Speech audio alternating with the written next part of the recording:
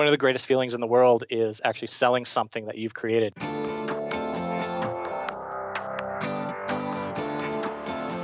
Hey, my name is Felix Tia, and I'm the host of Shopify Masters, a weekly podcast powered by Shopify, the easiest way to sell online, in person, and anywhere in between. Each week, we invite entrepreneurs like you to share what they've learned growing successful e-commerce businesses. In this episode, you'll learn the key to product photos that lead to conversions, what is a post-purchase survey, and what is the most important question to ask, and why they strictly stick to YouTube for influencer marketing.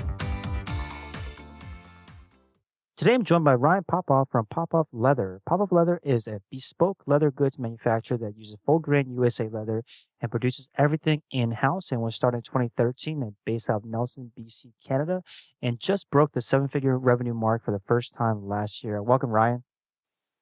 Hey, glad to be here. Yeah, so your first $1 million revenue year last year, how did it feel?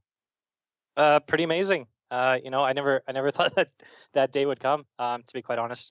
Yeah, and I was just mentioning to you, a few seconds ago that I remember listening to your podcast in our basement when it was just me and my wife, fulfilling orders and shipping them out ourselves through our, just in our house. And now we're at 12 employees, and it's totally surreal to be talking to you. So yeah, thanks again for this. Yeah, glad to have you on. So that's awesome that you guys have grown throughout the years. So tell us about take us back to, I guess, 2013. Where did the idea come from? Sure. So essentially, it was born out of a hobby. I worked at our university. I did a arts degree, and excuse me. After I graduated, I was kind of aimless. I took on a full-time job, office job, that kind of thing. And my spare time, I just picked up a hobby that was kind of related to art school. Leatherworking is kind of sculptural, so it kind of appealed to me. And I always wanted a cool wallet that didn't have branding, and it was, very minimalist. It was kind of hard to find on the market at the time, and so I decided to make one. And kind of took it from there. Got obsessed with it. Watched a bunch of YouTube videos. Got really into the leatherworking community, asking lots of questions.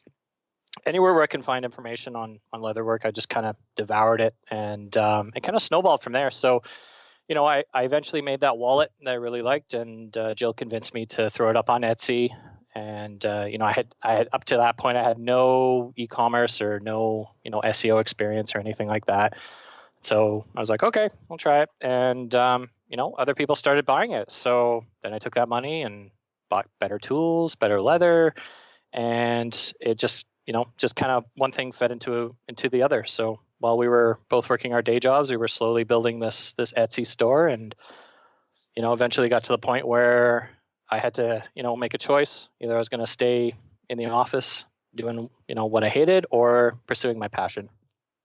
Got it. So yeah, this pursuit of this passion of yours, I think lots of people are kind of doing something similar. They're pursuing some kind of passion. Maybe it is leatherworking as well, and they're selling handmade goods here and there, maybe on Etsy like you started, or at local markets. But you eventually were able to take it to that next level. What do you think really kind of clicked for you to allow you guys to accelerate beyond just selling one at a time on Etsy to eventually selling on your own site and building a business that can that turn over $1 million in 1 year? Yeah. So, like I mentioned, we reached that turning point. So, we were on Etsy up until I was essentially making the same as I was at my day job. So it was at that point where, I kind of thought, well, hey, maybe if I, became a little bit more serious about this and actually started to learn about things like, SEO, proper product photography, product copy, all that sort of stuff. And, launched a third party like my own website on Shopify. Maybe I could grow this thing. And, a lot of our growth comes from word of mouth. It was only maybe halfway through last year where we actually started doing cost per click advertising. Up until that point, it's all been, word of mouth and just treating our customers like we would expect to be treated. So my background, a lot of it is customer service. So I know what it's like to treat a customer well, and that kind of philosophy is sort of beaten into me through the course of my early career. So I kind of took that approach with our product. So learning from customer feedback, not taking it personally, making it right, even if it costs a free wallet or whatever. And then that sort of caught on. And if you look at our reviews today, you can see some 1-star reviews on our website, and we've turned that around. So like people will go, you know what, the wallet wasn't for me, but I'm giving it 5 stars for customer service, and then they'll tell their friends who might be in the market for that type of wallet. So yeah, for me, the turning point was, figuring out if I wanted to pursue this, and then gradually building up this sort of brand where we treat our customers really well and we produce a product that we stand behind. Got it. So you taught yourself basically leatherworking from scratch. How did you start feeling, or when did you start feeling comfortable enough where you were like, let me show this to the world and try to get someone to pay me for it? I mean, you weren't ever feeling like maybe I'm not good enough. Like, did you ever have those kind of thoughts, and how did you handle them? Oh yeah, I mean, all the time. It's your biggest critics are going to be the people who give you money for what you're doing. So I mean, one of the greatest feelings in the world is actually selling something that you've created, because there's no truer, I guess, feedback from a customer other than them giving you their hard-earned money for something that you've created. So to get to that point, of course, it took a lot of convincing. Like I said, Jill had to convince me to kind of put it on Etsy. I wasn't expecting much. I was really happy with what I made. But again, having that art school background, you're used to a lot of criticism. So, some customers may not have liked it. I took that feedback and kind of incorporated it into, the products that we were making, and just kind of built it from there. Got it. Give us an idea of the timeline. So how long between the time where you first started pursuing this hobby to when you, let's say, got your first sale on Etsy? Yeah, actually, it was really quick. I think it was within the first week of putting up on Etsy. And of course, back in 2013, there was a lot less competition, especially in sort of the handmade market. Etsy's really kind of taken off in the last 10 years or so, and we were kind of at the cusp of that. So there wasn't a ton of competition, but yeah, it didn't take too long at all. And I mean, there's a lot of reasons for that. Like I had some pretty good skills in photography, so that helped a lot. I spent time kind of understanding how Etsy's algorithm worked, so the way they weighted keywords and titles and stuff like that. So that helped a lot. But yeah, and the other thing that's kind of frowned upon is, I priced it fairly cheap. So I had no comprehension on cost of goods sold, and I didn't really care. I just wanted to see if I could fund my hobby and eventually take it from there. Got it. So when you started getting these sales, you mentioned that you were reinvesting back into the business. Tell us about how you did that. Like, what were you reinvesting into? Oh yeah, for sure. So leatherworking is a very expensive hobby to get into. It's similar to carpentry in that there's a specialized tool for every sort of thing that you want to do. Like for example, on a wallet, you would you need glue, you need thread, you need a special tool to punch the holes. You need the needles, and then you got to finish the edges. So you have to sand them. You have to get like a special beveling tool just for the edges. And then if you want to do a different project, you might need a whole different set of tools. So like maybe you want to use rivets or whatever. So what I did was I created a product. I would sell it, get enough money, and then maybe think about making something new. Okay, well, what do I need to buy for that? And then just kind of save up that revenue that I was generating, and then maybe buy the tools to do that. Or there's different grades of leather. We started off with a very cheap stuff, and we kind of worked our way up to what we're using now, which is Horween. And that stuff's really expensive, especially when you're learning. You kind of want to practice on the cheap stuff first, and then as you get good, work with the good stuff. So it wasn't just tools; it was material as well. Got it. So I think what a lot of times people, when they think about reinvesting, there's a couple options, right? They can either hire, they can spend it on marketing, spend it on like marketing tools, or in your case, you spent it on the tools to improve the product. Did you find that investing in the tools for creating your product, did that equate like directly, like measurably to growing the business? Yeah. Every time we launch a new product, and I'm kind of talking from my perspective now, but even back then, launching a new product on Etsy, it increases your exposure, because now all of a sudden you have more things that potential customers are going to find you for. So, launching a different type of product, from wallets to passport covers to book covers to belts to whatever, you're giving yourself this breadth of product offerings that more or different types of customers will find you with. So that did, essentially equate to more business for sure. Looking back on it now, that's only one part of the equation for sure. But at the time when I was just starting, I didn't care. I was super stoked that people were giving me money to kind of do what I loved. And, I was just kind of pushing that in different directions to see what kind of products I could make. Got it. So the buying of the tools allow you to expand your product catalog, and you're speaking from what worked for you when you started. If you were to give advice to someone, or if you were to do it all over again, and the goal is to, let's say, grow as quickly as possible, would you have invested it differently? I don't think so, because there's a lot of lessons that are sort of coupled with that learning experience that are invaluable, and people can kind of tell you how to do something, and at the end of the day you learn best from experience and how to kind of grow from that. So to be honest, no, I thought Etsy was a fantastic stepping stone, and it still is. It's great for learning how to do product photography, how to get your feet wet with SEO, customer service, and then even shipping, which I found very challenging in the beginning. Understanding Canada Post was just a nightmare for me because I had never done anything like that before. But Etsy gives you all those tools or all those opportunities to kind of learn. Whereas if you kind of jump into something like Shopify with no previous e-commerce or SEO background, there's a little bit of digging that needs to be done because you don't necessarily have that marketplace in front of you, and you have to kind of drive traffic on top of all those other things. Got it. So let's continue down this timeline then. So you launched on Etsy, started selling some products, started reinvesting back into the business. And between 2013 until when was it before you realized that this was something, before you hit that kind of crossroads where you decided to quit the day job and go full time into your own business? Yes, I would say it was about a year and a half. Definitely, you have 8 hours at your day job, and then you have 8 hours in the evening, and then 8 hours or less for sleeping and personal life.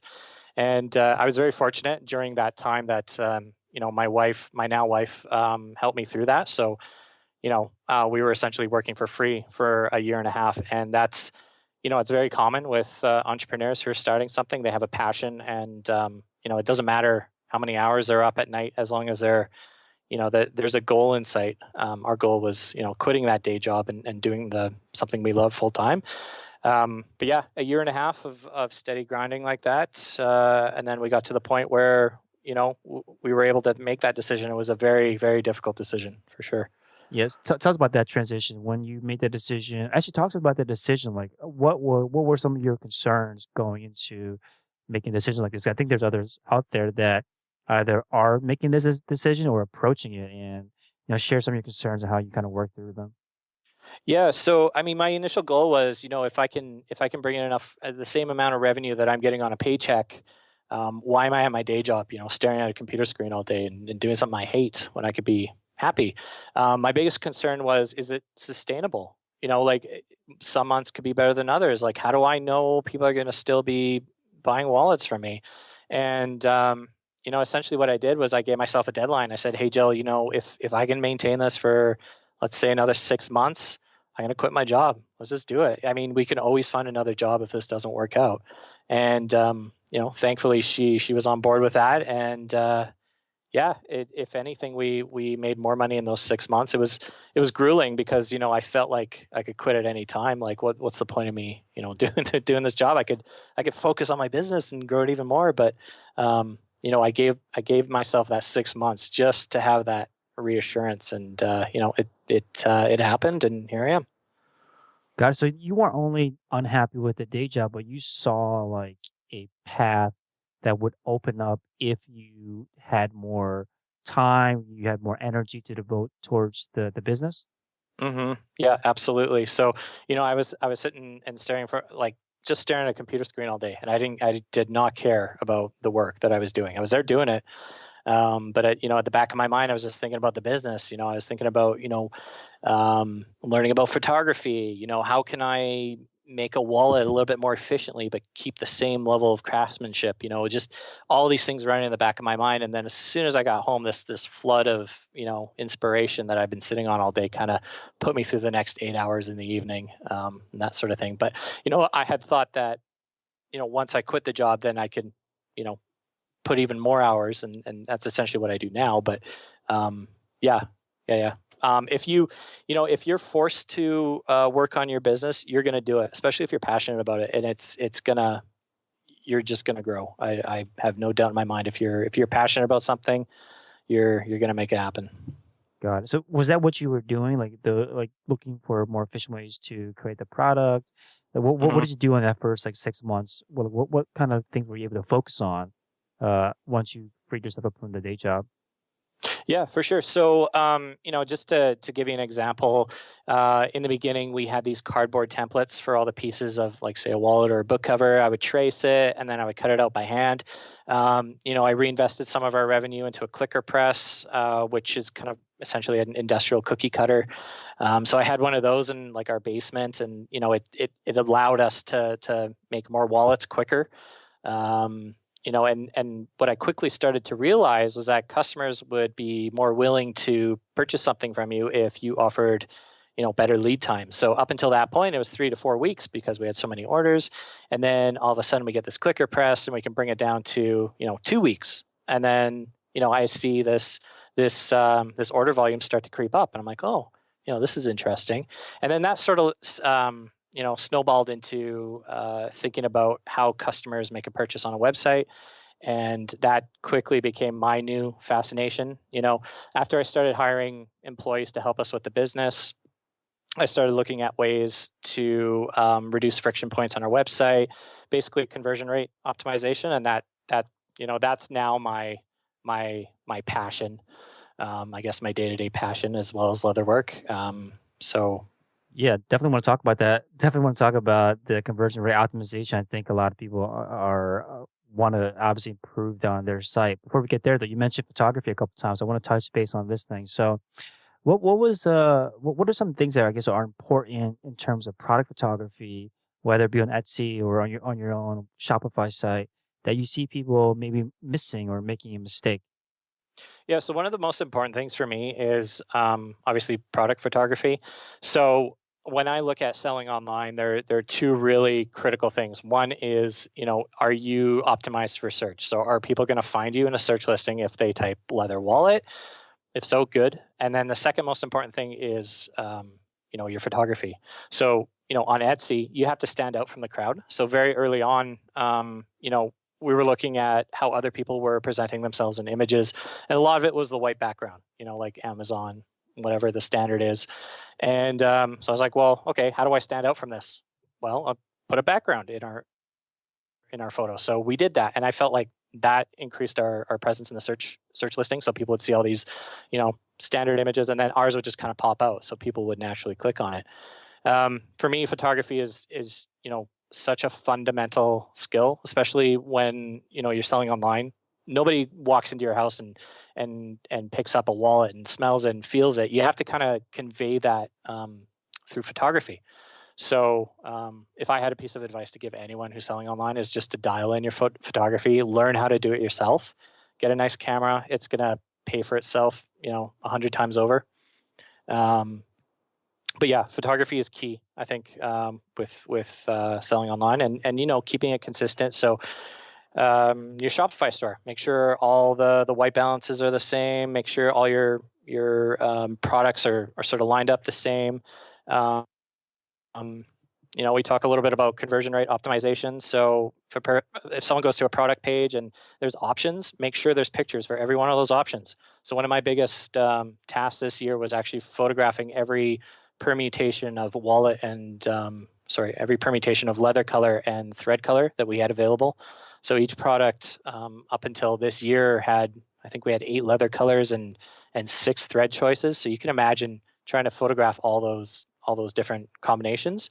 So we actually we pared it down to our most popular combinations, and as of a couple of months ago, we have all that photography now, and I've noticed a considerable lift in conversion rate because of that. Yeah, that's a really good point. and whenever I go to a site and they don't have every single combination possible, and I pick the different combination, and then the photo doesn't update. It makes me really unsure about whether I want to purchase or not, because the expectation is that it will change, right? So expected nowadays that if you don't make sure you have that of it, make sure you have every permutation, it certainly will detract from a lot of credibility and trust in the site, and it's confidence, from the customer. Exactly. And if I could just add one thing, the other thing that we notice is if you don't have that picture on your website, they're going to go away from your website on Google and look for it. And then all of a sudden you've lost that customer because they could get distracted or whatever and forget what they're doing. So you want to keep them on your site and give them all the information they need. Right. And then you also mentioned along the same lines is that you don't want to just think about your photos in a silo just on your site, but also think Hmm. about where your photos might appear next to other products, especially if you're selling in a marketplace like Etsy, or even if you're just like trying to optimize it for like Google Images. You're not going to be the only photo that shows up. You're going to be next to others. So how do you make sure that you stand out amongst the competing photos? Yep. Exactly. Exactly. Got it. So, like, maybe this last point is like, what is like when you look at when you go to a website and you see a really good product photo, what are some of the most common attributes that make it a compelling photo in terms of likelihood to get a customer I guess, to buy the product? Well, I kind of touched on that. Like, how do you convey a sense of smell or convey a sense of touch? For me, for our leather products, an important aspect are both of those, and we can't. Everyone who comes to our website can't touch or feel or smell any of this stuff. So I have to somehow communicate that through our photography. So things like texture, the shadow, the way that your finger presses into the leather gives you a sense of softness and touch. So I try to, like say if I was buying boots, like you go to Viberg or Oak Street Bootmakers, and they do really good product photography. You can almost get a sense of how smooth the leather is or how it feels just by looking at the photos. So if you have something that's very tactile, it's good to consider those types of senses and how you would want to portray that in a photo. How do you do that? How do you convey this smell in a photo? I don't know. I Yeah, that haven't sounds figured out hard. this. I haven't figured out the smell, but definitely the touch. Like I mentioned, seeing how the shadows kind of caress where you're holding the wallet, or how you're, how you. It's hard to explain, but if you look at some of the photos where my hand is in the photo and it's holding a wallet, I was very careful to make sure that the shadow sort of accentuated the divot just to kind of give you a sense of the softness. And then I guess, if I was shopping on a different website, some of the photos that I would expect to see, every angle of the product. I'd expect to see scale, like how is it compared to something else? Like if there was a picture of a wallet, how big do I know, other than looking at the dimensions in the product listing, how big is it? Like put a pencil next to it, or have someone put it in their pocket or whatever. So like lifestyle photography and just kind of, it doesn't hurt to have a ton of photography. I've never had a customer complain that we've had too many photos. It's always, too little or not enough information. Right, makes sense. Okay, so let's talk about the CRO, the conversion rate optimization, that is now your newfound passion. So, what were some of the biggest changes that you recognized early on that made the biggest difference in terms of conversion rates? Yeah, I mean it's an ongoing thing. So the biggest thing for me is eliminating customer friction. So we kind of touched on a little bit, having all the product photography in place. Things like information. When can I expect to receive this product? Be very transparent about your pricing. We talk about free shipping. That the dollar figure on our website is what you pay at checkout. Like no sticker shock at the end. Exactly. Yeah. So, you talk about conversion rate optimization. Essentially, it's getting rid of all those doubts in a customer's mind. Very early on, I recognize the value of social proof, customer reviews. We've been working very hard to collect a ton of feedback in terms of reviews on our website. So when customers come here, they can feel assured that they'll receive a product and they'll receive a high quality product just based on the reviews. Things like tagging us on Instagram, reusing that content on our website, sending out Another really big thing for us is micro influencers, and I can touch on that in a bit. But getting that content and putting it on your website, so having a lot of that sort of done for you to kind of ease the customer to get them to make a purchase. Good return policy, warranty. We have lifetime warranty. Anything I can do to prove to a customer that we're worthy of them spending money, and that'll never change. We'll always stand behind our product no matter what. I'm really happy about that, and I feel that as we sort of embrace all those facets, our conversion rate is slowly increasing. So I've gotten to the point now where I'm looking at things on our website and starting to do A/B split testing. Does it make sense to have a button that's black versus a button that kind of matches our theme? Things like that, which are kind of interesting to me. Mm-hmm. So you have this good return policy, lifetime warranty. You mentioned transparent pricing, so there's no sticker shock by the time they check out, and the social proof of the customer reviews. So it sounds like these are kind of things that you learn over time, and these were things to address any doubts that a customer may have. How do you learn what those doubts are? Like, if someone wants to optimize their site and they want to try to squash some of these doubts, where do they begin to find out what those doubts are? Absolutely. So, I mean, if you're already getting customers, one of the biggest things you can do is a post-purchase survey, which is what we've been doing for the last couple of years. So, a really important question is, what almost made you not purchase from our website today? So that's a very important question you can ask your customers. So they'll give you an idea of what sort of hurdles that they had considered. Maybe they looked at a competitor who is offering something cheaper, or maybe it was difficult for them to find what the shipping costs were or whatever. Those are things that you could start doing right away and getting important feedback. If you're not getting customers, I would kind of I would consider putting up social proof, maybe giving away a bunch of wallets to friends and family, have testimonials on your site. The social proof is really important for me, and I think for a lot of people who go to websites. I've seen things like the Notify app, where it shows gives a sense of urgency. It shows people purchasing or activity on your site. I'm not 100% convinced on that, but things of that nature where you can convince people are considering purchasing from you to other potential customers. So yeah, if I was just starting, I would definitely try to work very hard to get those initial reviews on our website, on their website, and prove that you're legitimate and that people have genuine feedback. And another really important thing that I learned, especially with reviews, is embrace those 1-star reviews. Keep them on your website. Don't hide them. I think it's important that that people, even if you have like 10 reviews and one of them's a 1-star, it's still important. And I think that, if anything, helps boost conversions because people know you're a real store and you're actually making stuff, because it's very easy to pretend. That makes sense.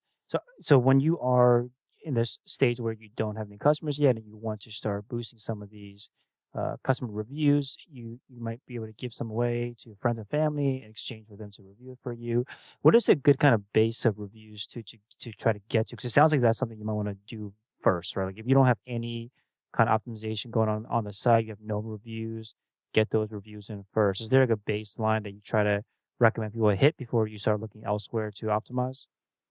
I don't think so. I think that's something that, well, I mean, I guess I shouldn't say that, because right now I'm not trying to get reviews. We have the Stamped app that does it for us. But I think in the initial stages, try to get a few reviews on each product, 1 or 2, depending on the size of your catalog. Just enough to kind of get feedback, not only from the customer experience where they're on your website, but product feedback. It's very important to get real world feedback on that sort of stuff and incorporate it into your website. So it's valuable for a number of reasons, not just to get those sales, but to also make your website better. But do that in conjunction with your other marketing activities and your working on your website, working on your product. Don't let that be the end all and be all of the e-commerce experience, because there's so many things that make up a customer's buying experience. I think social proof is very important, but there's a number of other things that you can look at and work on too. We touched on photography. There's product copy that you can work on. Making sure your site works really well on mobile as well as desktop. there's a ton of things. It never ends. But that's one of the things I really love about it. So yeah, this is lack of social proof is a problem that everyone starts with, and you kind of work Hmm. to remove that problem. But what's a big common mistake that you see people making in terms of like reducing conversion rates on their stores? I think it's giving customers too much choice, and that's something I was guilty of. Even up until 6 months ago. You've heard the term paralysis or analysis paralysis. So that's, a customer goes to a product page. For example, we had a wallet that, was offered in 8 different leather colors, and each of those leather colors had like 6 different stitching options. And, there wasn't enough photography to kind of show you what all of it looked like. And, we would spend half our day answering customer emails. We would see a lot of people just go to our site and leave it because, maybe they're going to Google to see if anyone else has that color combination that we didn't show. Keep it simple, make it really easy for a purchase decision. Don't let someone dwell on a product page. Like I said, have all that product photography ready. Narrow it down to just a few things. It's going to make it easier on both ends, especially for your customer, but especially for yourself, because now all of a sudden your inventory is that much easier, or your manufacturing is that much easier. Got it. Are there certain tools that you use to help manage this entire process of testing different changes that you're making to your site? Yeah. So I've been using Google Optimize. So it's very good for split testing, sort of the HTML sort of aspect. In terms of looking at conversion rates for reducing our product offerings. That's just as simple as going into the Shopify backend and kind of looking at our conversion rates, from this period compared to this period where we switched over. And, that in conjunction with lowering our dispatch times gave us a considerable boost in terms of a conversion rate. So for tools, just the basic reporting in Shopify. And then for the on-site adjustments, you can make stuff based on your own intuition, but you could also use Google Optimize. So there's a lot of things you could test, like putting trust badges or changing colors or, changing the way your product page is laid out. Those can all have significant impacts. But I kind of want to stress that, like, for that type of conversion rate optimization, it might not make sense until you're seeing a few thousand people a day on your website. And a lot of people are starting out are maybe looking at 10 to 20 to 100 kind of visitors. So it's not a bad idea, but like there are definitely more pressing things to focus on for sure. Like you're saying, like don't focus too much on like making small tweaks when you don't Yeah. have a lot of traffic yet. Yeah, I think a lot of this is like a big kind of waiting game, and it's almost like counter to the I guess attitude of a lot of entrepreneurs, which is that you have to kind of sit on your hands a bit and not over tweak. Otherwise, you don't know what worked, what didn't work. So, especially early on, and I think nowadays, like you're just saying, like if you have over 1,000 people visiting a day, you don't have as much of a lag time. But when you first started out, do you remember how much time you would like give between each kind of test before making a decision? Well, we've done other split tests like Justuno. They have a very good split testing mechanism for their pop-ups. We typically, ballpark at least a month. Let it run for at least a month and just kind of see where you're at. It really is a numbers game. So like, if you're looking at conversions, like even Facebook, you're running ads on there, they need at least 100 conversions before they start dialing in their algorithm in terms of finding buyers for you. So, you could either look at it as a time length or, the amount of conversions or visitors or sessions or what have you. It's kind of a hard question to answer, to be Yeah, honest. I think maybe the bigger question is like, did you ever feel like you were like a second guesser where you would make a decision and then see things maybe not turning out the way you want, just like within that first day or whatever, and then you just feel like just backtracking, kind of forgetting the whole thing? Yeah. Yeah, all the time. Yeah, What do actually, you do about that? that never goes away. But you can definitely approach it in a methodical fashion. So, like Google Optimize, you have your base, and then you have the experiment. So, like you'll have your website as it is today, normal, and then you have your experiment, which has the tweak, and they'll serve that to a certain portion of customers, and then you'll keep your original to yourself. So, like, I don't stress too much about conversion rates because of that, because you have a test. So like if you're able to split test, that kind of alleviates the fears. But things like reducing our product offering, that that was a hard pill to swallow. But it was based on sort of an educated guess, and it's one of those decisions that you can't really reverse easily. So I think maybe instead of having that regret, maybe just approach your experiments with a little bit more thought. Base it on a certain number of things before you kind of dive in, because you can look at changes like this in so many different ways. But putting a lot of thought into it first will probably save you a lot of headache down the road. But yeah, I think being patient as well. Give it some time, see what happens. Right. And you're saying that if you don't have the patience, I think what you're saying is that split testing helps deal with that kind of pain of waiting because you're now, or I guess the pain of thinking that you made the wrong decision because with split testing, you don't have to go through this whole switching all of your traffic at once. Because I guess the counter to this is just making a change wholesale. Everyone is going to see the new version of the site, and then you're just kind of comparing like time periods and seeing what changed. So yeah, split testing because you're Yeah, splitting the traffic up. It doesn't have to be as much of a concern. exactly. And then, there's always such a thing, as trusting your gut, and I believe that. But the more the more that I've been reading, and the more that I've seen from a customer's perspective, is it's not really about you as a store owner. It's about your customer and how they think. So it's how they navigate the site.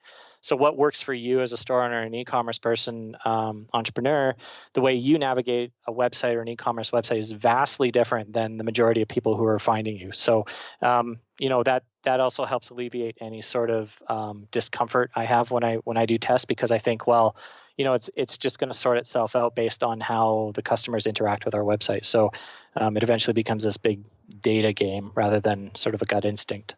Yeah, I think that's a good point, which is that yeah, you use your intuition to figure out what to test, but never make your decision based off of your intuition because I heard this concept of that you don't fill your wallet. You are not the person making the purchase, so you don't matter to some degree. Yeah, Put it bluntly, yeah, your opinion doesn't matter because at the end of the day, you are not your customer. Even if you are the demographic that of your customer, you just have a totally different relationship with your store than a customer does. So you cannot trust your decisions. You have to look at the data, look at what your customers are doing. So I think that's what you're getting at. So that makes a lot yeah, of sense. yeah. Now, these days, what do you because like you've been doing this for a while now. I'm sure you're getting to the point where you're making like micro changes to your site at this point. What are some kind of the tests that you're currently running? So right now we're split testing our pop-ups, our email captures. So we're looking at, does it matter if we offer a 10% versus a 15% incentive to sign up to our email list? So that's a big one that's going on. We've been running that for a couple of months now. The other things I'm looking at, like I mentioned, Google Optimize, just getting that dialed in right now. So we're looking at, how we structure a product page. Does it, does it help to have trust badges? Does it help to have, our reviews in a more prominent space? There's a lot of little tweaks that we're kind of looking at right now. In terms of big tests, we talked about sort of the gut instinct. So we just redid our theme a few months ago, and that was solely because this theme offered promotional widgets on the category and the product pages. And the reason why I wanted that was so that we could have our value propositions on every single page that the customer went to. So, made in Canada, lifetime guarantee, that sort of thing. And, compared to our previous site, like our conversion rate has been steadily increasing. And I think that's part of it. But unfortunately, it's not very easy to test themes. So I kind of had to go with my gut with that one. Hey, real quick, if you're enjoying the show, please leave us a review on iTunes and let us know what you think or what you'd like to hear more of. Now, let's get back to the interview. Got it. And one thing you mentioned to us in the pre-interview was around listening and who to listen to, who not to listen to. And you mentioned that within reason, do not listen to what other people tell you when starting a business. You try it out yourself, learn from it, learn from your failures, and just keep going. So this part about within reason, what does this mean? I think this is the challenge. This is like the gray area people get into where they they have their own thoughts. And they obviously, once people know that you're starting a business, everyone now wants to give you their opinion. How do you Hmm. know what to take and what not to take? Honestly, for me, it was just doing my own thing. Like, just I wanted to create a wallet that I would carry in my pocket, and my reasoning was that if I want this, I'm sure other people do, and that's kind of how it went. Up until that point, I've always kind of had ideas about different businesses and things like that, and I would always ask my peers, and they would always give me reasons why it wouldn't work.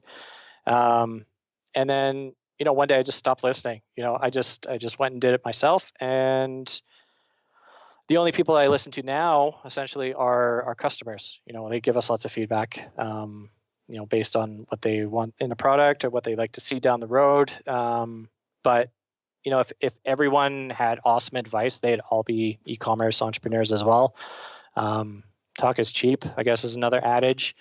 There's always a reason why something's going to fail, and it's up to you as an entrepreneur to prove them why it won't. So yeah, I mean, listen to people to a certain extent, but don't let it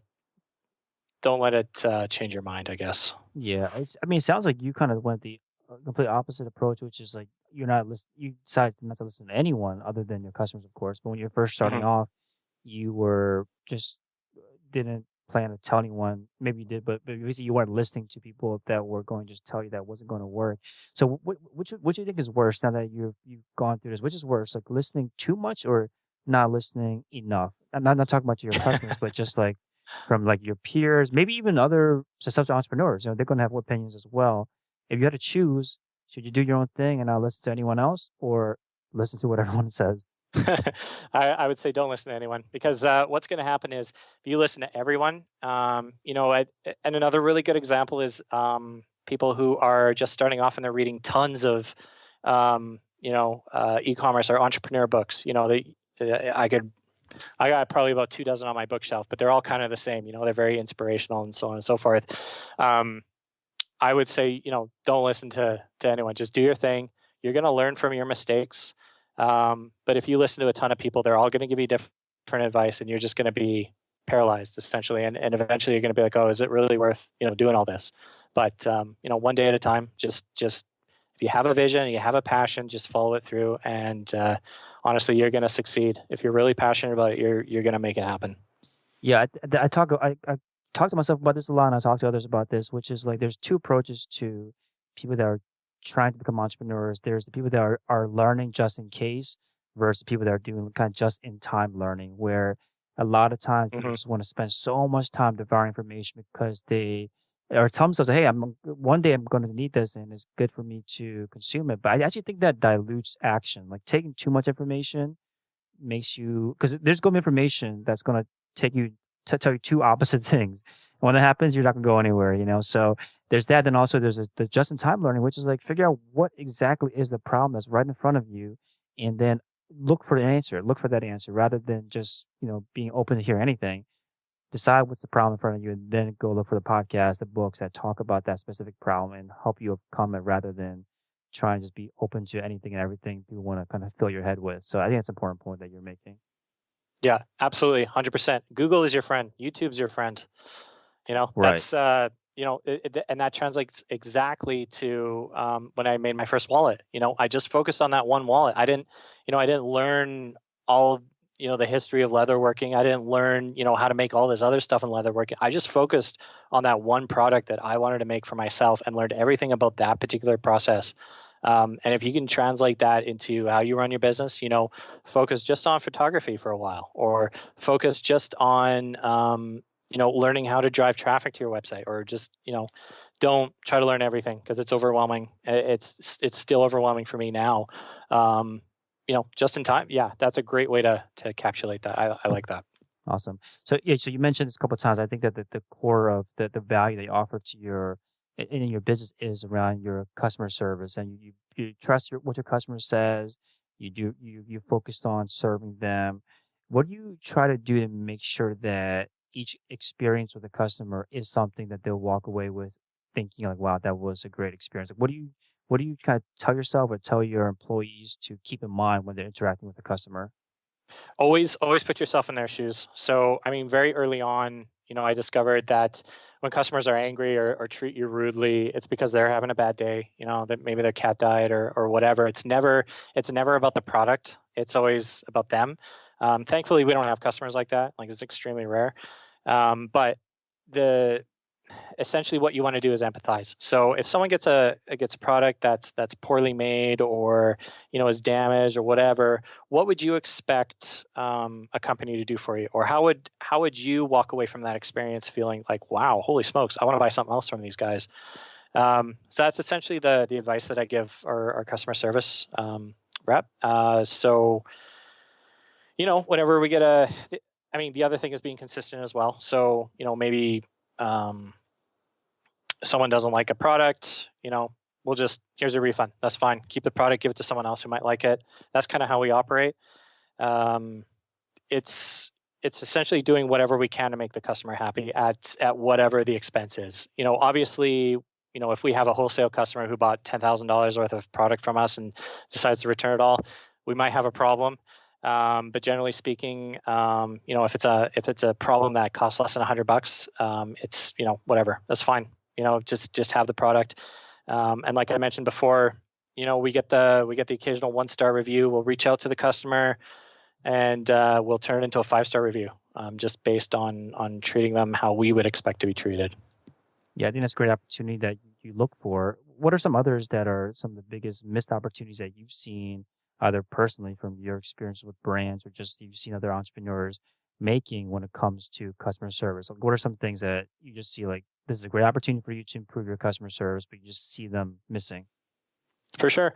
I think a lot of companies focus on the nickel and diming. So, you kind of got to think big picture. So lifetime value of a customer, maybe they're not happy with this purchase, but down the road, they're going to remember about, how you treated them and go, hey, you know what, maybe this would be a good Christmas gift.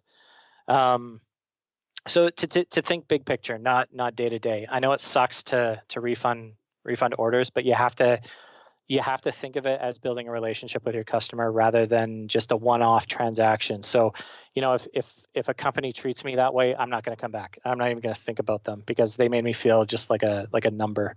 Whereas, we treat our customers again how we want to be treated, as people, as a relationship. So,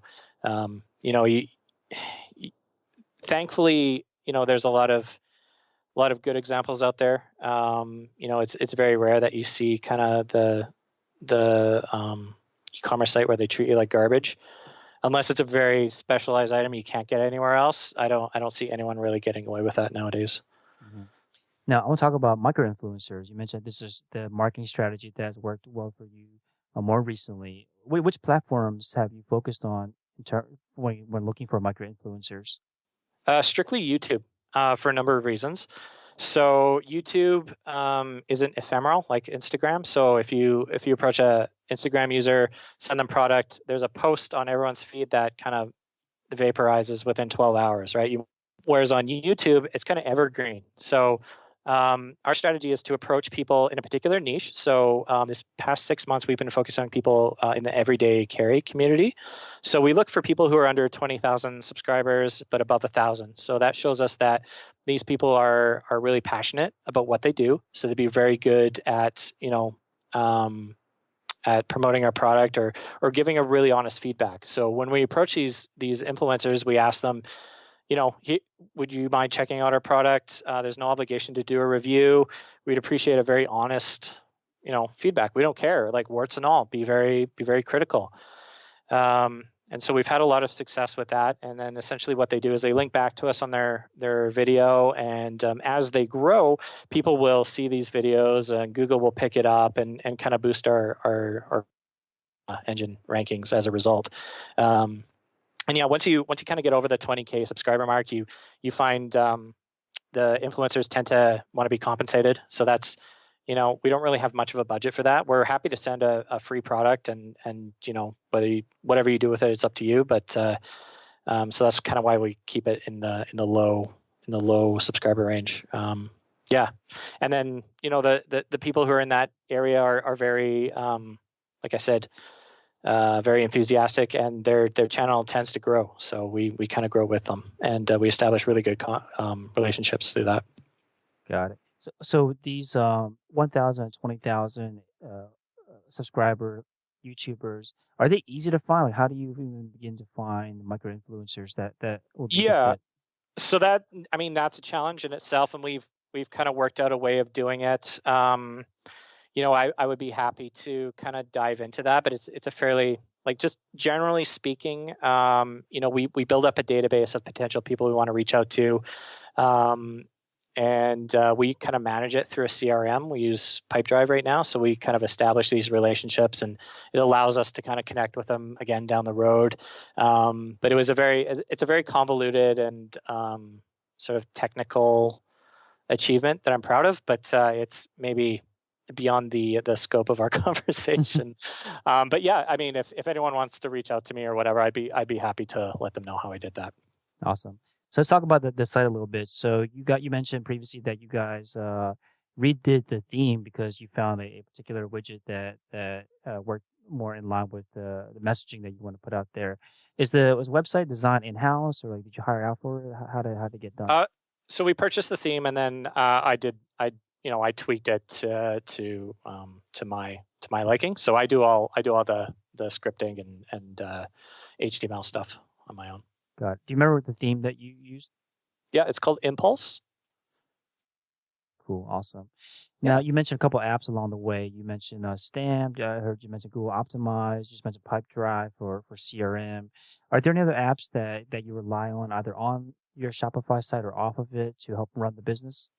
Yeah, I mean, there's a ton. We're a huge fan of Klaviyo. Klaviyo's been, instrumental in bringing us a ton of revenue, both in terms of the flows as well as customer segmentation, which we're just kind of dipping our toes into. The other one that I really like is called Product Personalizer. So we offer personalization options on all our leather goods, so you can put your name or date or whatever you want. Product Personalizer actually lets you visualize it on the product itself. So again, you talk about customer friction. One of the biggest pains that we had before was kind of translating what a customer would type on the website to the picture on the page. So Product Personalizer allows us to do that, and it's phenomenal. Very good support. What's another one? So we just moved to Shopify Plus in April. So we've been using Launchpad, which is a Shopify Plus app that allows us to schedule promotions, which I found really helpful. And then for the day-to-day stuff, we use ShipStation, for all our shipping. So and it helps us manage our order queue and kind of prioritize sort of the manufacturing flow in our workshop. Awesome. So popoffleather.com is the website. POPOVLEATHER.com is the website. Thank you so much, Ryan. I'll leave you with this last question. You had your first 7-figure year last year. Now you're looking at this year. What needs to happen this year for you to consider the year a success? So I'll keep this brief.